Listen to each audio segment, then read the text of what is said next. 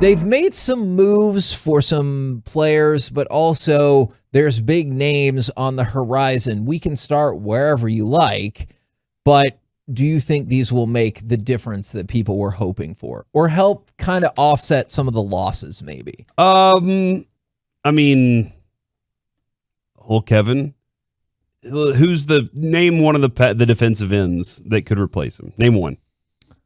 Zadarius Smith? That could replace Randy Gregory. Yeah. If he plays 17 games, is that better? If he has 6 sacks, but he plays 17 games? I mean, I would say not that would really. That's about the same. But he was there for every game. I would say it would be better if I'm the coach, if I'm the defensive coordinator, the defensive line coach, and I get that guy to play all 17 games, and let's just say he's a little bit less than Randy Gregory. Yeah. It's easier for me to work in rotations, to know kind of how I want to do things instead of, and nothing against Randy Gregory, it's a very tough sport to stay healthy. But when you are in and out of the lineup, it makes it a little bit tough on coaches. And then also when they're coming back from injury, are they at 80% when they get back? Are they at 100% when they get back from their injury? So then you're having to determine, watching them in practice and then watching them in the real game.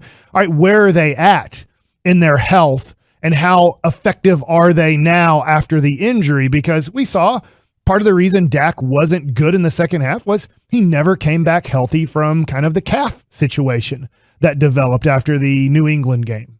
Yeah. So like if it kind of, there's a lot of things that I hope, but if you're asking, do I feel better in the offseason if they add a player then that I like on paper should be better? Yeah, there are lots of names that you could still add that are going to make me feel good, but we got to look at camp. They got to be healthy through camp, and they got to get into regular season games. So Zadarius Smith, obviously coming off a season in which he missed almost the entirety of the season, but before that, the 2 seasons before that, he had a total of 26 sacks, 5 forced fumbles, and 2 fumble recoveries. Is that good? Yes, that is excellent for a player that looked like they were getting better.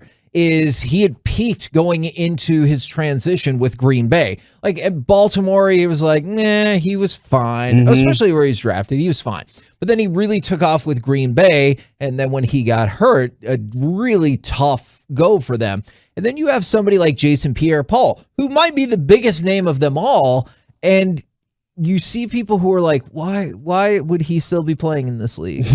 And then there's other people who are like, he had so many injuries last year, and then there are other people who jump on it, and you see it all across Twitter as they're like, yeah, but he didn't overcome all of those injuries. So you're just signing a dude, signing a name, which is what that's what everybody wants, though, yeah. Right? Everybody wants them to sign a name, or I think the fact that you lost a Randy Gregory in the weird way that you did, that irritates people. And then you traded away Amari, and you traded away, or you just outright let Lyle Collins go. I think that irritates people. But signing names, that's all that people want to be happy about, right? And that is what particularly made the Dante Fowler Jr. signing feel like just the most Cowboys signing ever. It had all of the traits of a Cowboys signing. All right, what if I told you 30 for 30. We could get a former number 3 pick in the NFL draft. He's only 27. He just had a season with 11.5 sacks. You're like, oh my God, shut up and take my money. All right. And then you look at the rest of the information. That number 3 pick is Dante Fowler Jr., who will now be on his 4th team. He will be 28 before the season starts. That 11.5 sacks, by far the most he's ever had in his career. And by the way, one of 2 seasons in which he's had more than 5. And who was he with that season, Kevin? The Rams. Okay. And so he has been in the league for 6 years. Only twice has he had more than 5 sacks. So kind of Randy Gregory-esque right there. That 11.5 sack season got him into Atlanta, where in the ensuing 2 years, he had a combined 7.5 sacks. Yeah, but who was his head coach while he was there? For 1.5 year, or for half a year. I guess that would have been the half year of Dan Quinn? That would have been Quinn? Dan Quinn's like half a year, yeah. Okay, and so if this is a thing where Dan Quinn's like, trust me, if I wouldn't have got fired, we would have got more than 3 sacks out of him. I'd have been like, how come you didn't do that when he was on your team? The version of Dante Fowler, Kevin, that I saw whenever I was watching film was the dude. I was like, this dude's going to be great in the NFL. Okay, like watching him on film coming out of college, dude's going to be great in the NFL. What happened in Jacksonville? I don't know. I can't figure out what all happened there. And then was that one season with the Rams because he was with a good coach and he had a good coaching staff and he was actually a good player? Or was it because he was surrounded by other good players out there and he actually has that talent in him to be that good? And then did he go to a crummy situation again? So I've seen 2 different versions of this guy. Really great, poor, really great, meh. So what version am I going to get? I think Dan Quinn can get the best out of him here. I'm hopeful that's a possibility because we saw Dan Quinn get the best out of a lot of players here. Is this the part that makes people angry? You're getting the cheap version. The cheap version of... Exactly. No, that's the end of the sentence. Yeah. You're getting the cheap version. Like it has made a lot of Cowboy fans angry. Yeah, you're getting the cheap version of Amari Cooper. You're getting the cheap version of Randy Gregory. You're getting I think that's why everybody's upset right now at the Cowboys is you've replaced quite a bit, not everything yet, but you feel downgraded in all your signings to replace the guys. And right now we haven't replaced Randy Gregory with a signing.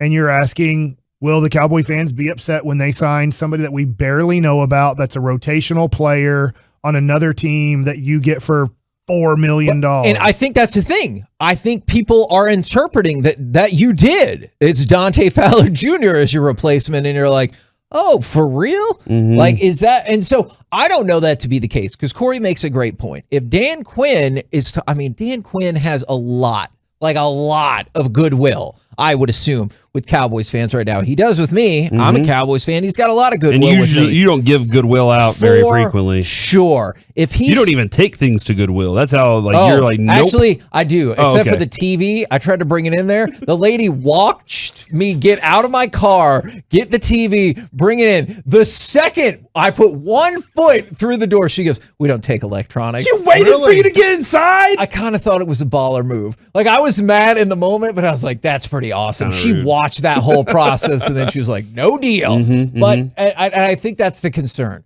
for a lot of Cowboys fans, and I know with Kevin Gray and Catboy, he's been upset. As he says, is you just got the cheaper versions of all of these. But to my point about Dan Quinn, if Dan Quinn says, I can make something out of Dante Fowler, just like we did with Randy Gregory. Exactly. Mm-hmm. I'm like, great. All right. So Randy Gregory was going to get $14 million. Yeah, I'm going to save $10 million on Dante Fowler. You don't think he should be as good on paper, but you know that he can be there for the games, and Dan Quinn believes he can do something with it. I don't think that's the end of the world, but I know that's just one position. And to Mike's point, there's been several positions in which changes have been made.